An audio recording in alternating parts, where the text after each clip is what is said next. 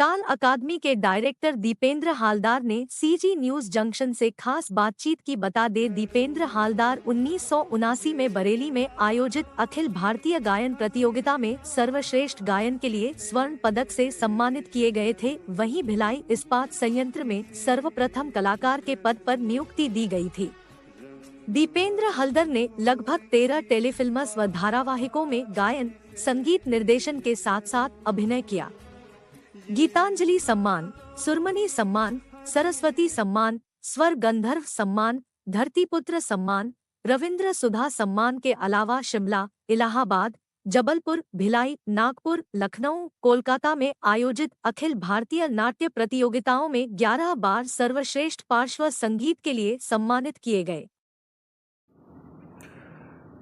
नमस्कार, आज हमारे साथ खास चर्चा में एक विशेष शख्सियत मौजूद हैं, दीपेंद्र हालदार जी, जो कि गायकी के क्षेत्र में अपनी अनूठी पहचान रखते हैं। सालों से अपनी जो है लोगों को अपनी गायकी के माध्यम से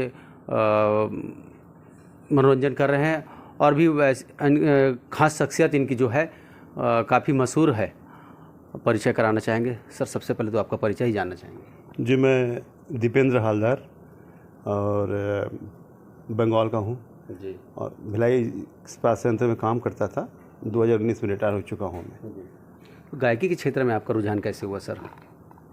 दरअसल हमारे घर का माहौल ऐसा था कि मेरे पापा का एक सत्संग ग्रुप हुआ करता था, तो हमेशा पापा हर जगह कीर्तन में जाया करते थे। मेरे पापा इस अंचल के अच्छे खोल वादक थे, बहुत अच्छा खोल बजाते थे और संगीत में मतलब उनका बहुत अच्छी मतलब पकड़ थी, गायकी में और बजाने में भी। तो आपके पिताजी आपके गुरु थे? हाँ, प्रथम गुरु मेरे वही थे और उन्होंने ही मुझे हर जगह ले आकर कीर्तन में बैठाकर संगीत के प्रति जो रुझान है ना, वो बढ़ाया है उन्होंने। वही मेरे प्रेरणा स्रोत थे।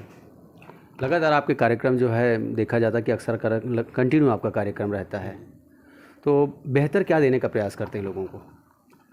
बेहतर ये है कि मतलब मैं आप लोगों की अपेक्षाओं पर खरा उतर सकें। हाँ, मैं एक्चुअली में हम लोग जो कार्यक्रम देते हैं स्टेज में, कुछ लोग क्या है अपनी पसंद के गा के खुद ही खुश होकर खुद ही खुश रहते हैं, खुद ही गा के खुश रहते हैं। लेकिन हम जब गाते हैं तो हम देखते हैं सामने का माहौल कैसा है, कैसे के लोग वहाँ पर बैठे हैं, किस तरीके के गाने वो पसंद कर रहे हैं, उसी हिसाब के गाने हम प्रस्तुत करके उनको खुश करने की कोशिश करते हैं, उनके दिलों को छूने की कोशिश करते हैं।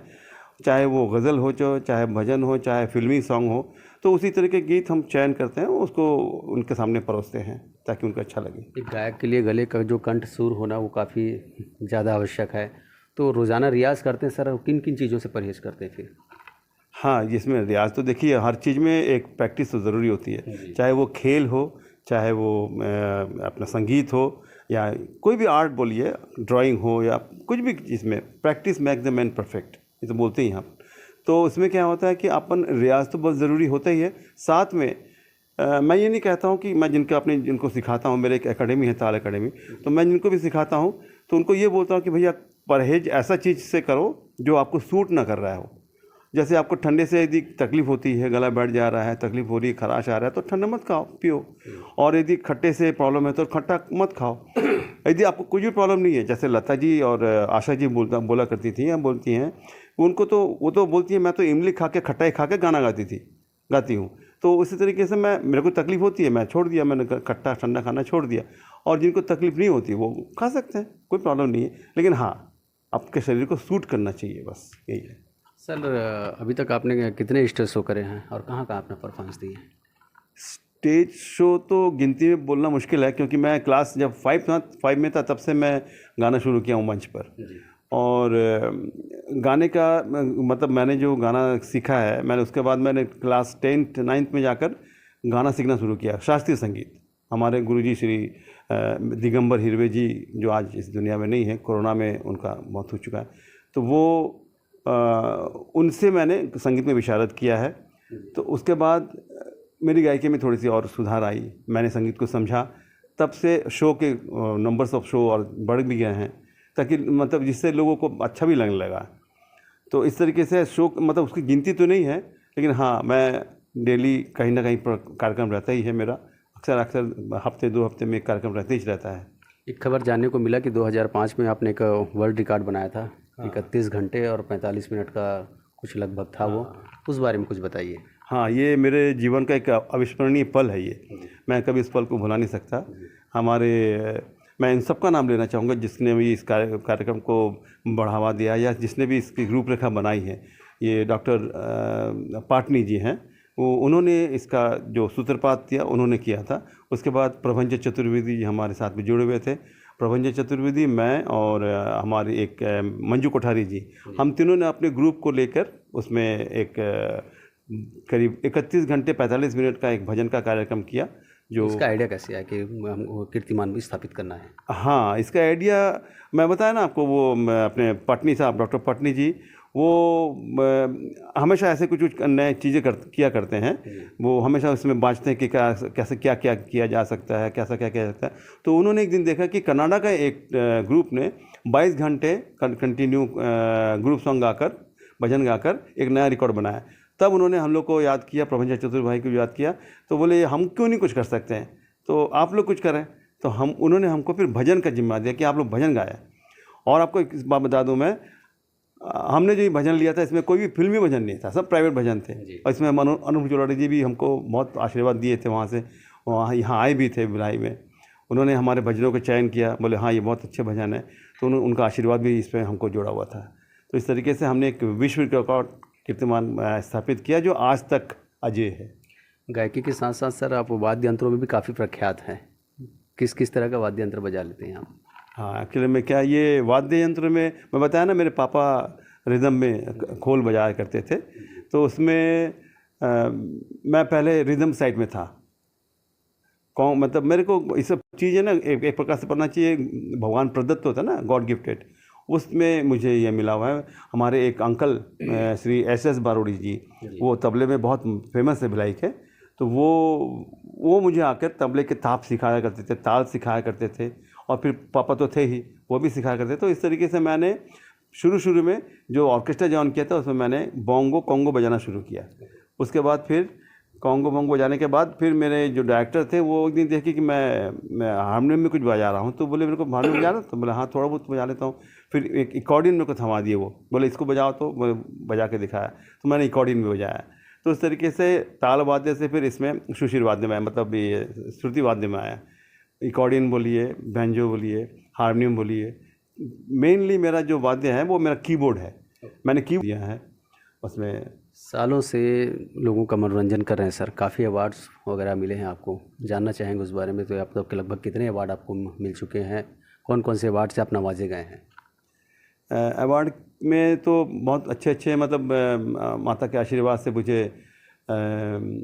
गीतांजलि सम्मान, सुरमणि सम्मान, स्वर गंधर्व सम्मान और सरस्वती सम्मान, और ये आपका अब हमको जो इन्होंने दिया है आदि शंकराचार्य जी ने, धरती पुत्र सम्मान।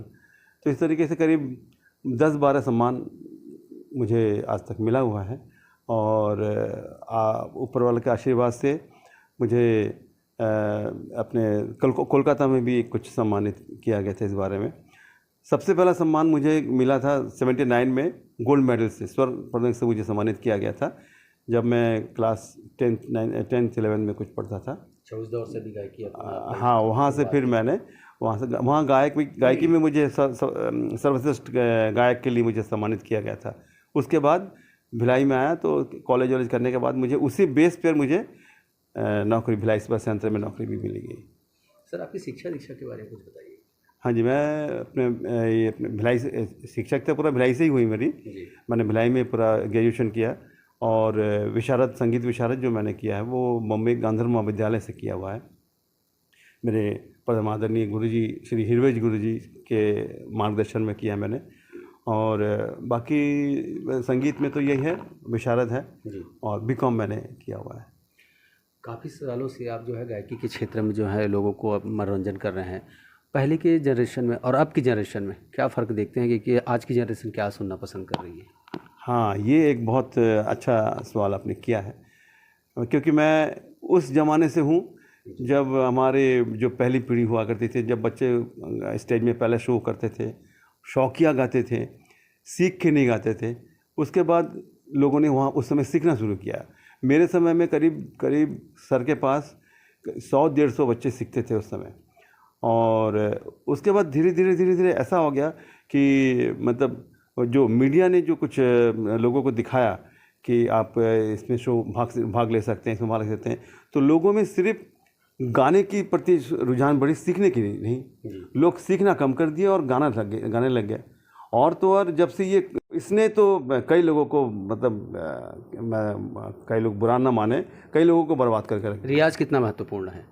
बहुत महत्वपूर्ण है रियाज। मतलब रियाज से ही देखिए, मैं सबको ये बोलता हूँ कि आप जो एक घर बनता है, उस घर का जो नींव है वो है रियाज, क्लासिकल।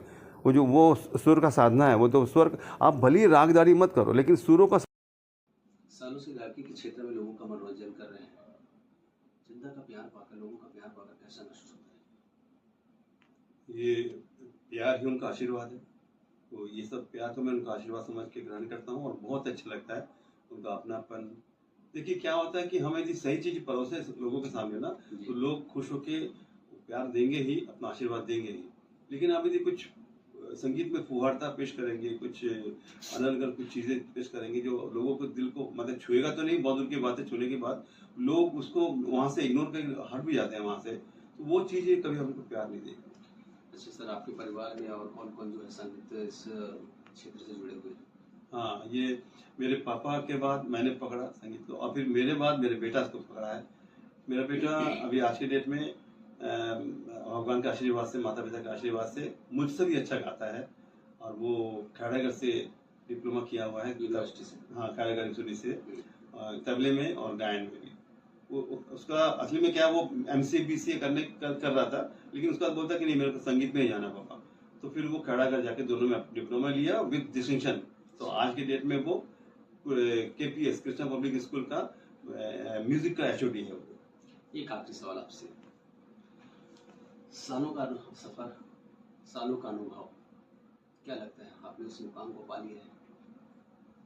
नहीं, इस मुकाम को आज तक कोई नहीं पाया है ये, क्योंकि ये अथाह सागर है संगीत जी। इसमें आप जितना गोता लगाओगे उतना आपको दूर, मतलब मंजिल दूर मिलेगी। आपको सिर्फ इसमें तैरते जाना है, आप गोता लगाते जाना है, आनंद लेने जाना है, क्योंकि इसका पार पाना मुश्किल है। इसका मतलब एक अथाह सागर है। भीमसेन जोशी जी आप बोला करते थे कि बेटा कि ये इस संगीत को आप पार नहीं कर पाओगे, आप बस इसमें आप गोता लगाते जाओ, आनंद लेते जाओ। बस ये है कि अभ्यास जारी रखो। ये थे दीपेंद्र हलजार जी, जिन्होंने काफ़ी सारी हमें संगीत से जुड़ी क्षेत्रों के विषय में काफ़ी जानकारी दी और सालों से गायकी का अनुभव है। अलग अलग क्षेत्रों में जाकर के, अलग अलग जगहों पर जाकर उन्होंने अपनी गायकी का हुनर लोगों के बीच में प्रस्तुत किया है, लोगों को काफ़ी मनोरंजन किया है। उनके पारिवारिक क्षेत्र में भी इस तरह के जो कमाल उनके परिवार के लोगों द्वारा दिखाया जा रहा है, उनके बेटे भी इस क्षेत्र में उतर चुके हैं और काफ़ी प्यार लोगों से उन्हें मिला है और आगे भी निरंतर अपनी सेवाएँ लोगों को दे रहे हैं। दुर्गुलाइश।